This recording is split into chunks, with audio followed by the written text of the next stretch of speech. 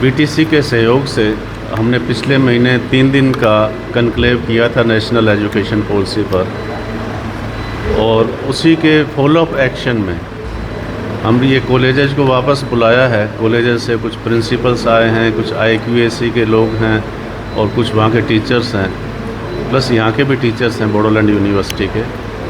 तो हम ये देखना चाहते हैं कि एडमिशन में कोई दिक्कत ना हो किसी भी किस्म का बच्चों को,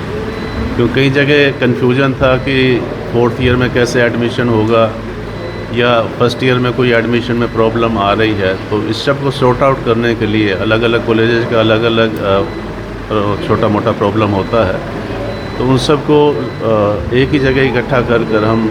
अलग अलग कॉलेजेस से प्रेजेंटेशन ले रहे हैं और वो बता रहे हैं कि अगर उनको कोई प्रॉब्लम हो उसका हाथों हाथ हम तुरंत समाधान बता देते हैं। और ये जो बीटीसी हमें सहयोग बहुत कर रहा है इसमें पर्टिकुलरली, क्योंकि ये सारे कॉलेजेस जो है ये बीटीसी के कॉलेजेस हैं और बीटीसी बहुत ही पहल कर रहा है ताकि छात्रों को किसी भी किस्म का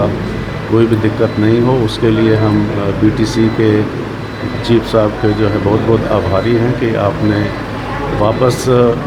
सारे कॉलेजेस को इकट्ठा करवाया और यहाँ पर जो है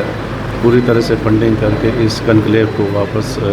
बोडोलैंड विश्वविद्यालय में कराया। और आज हमने जो सारे कॉलेजेस को जो 4 ईयर का जो प्लान है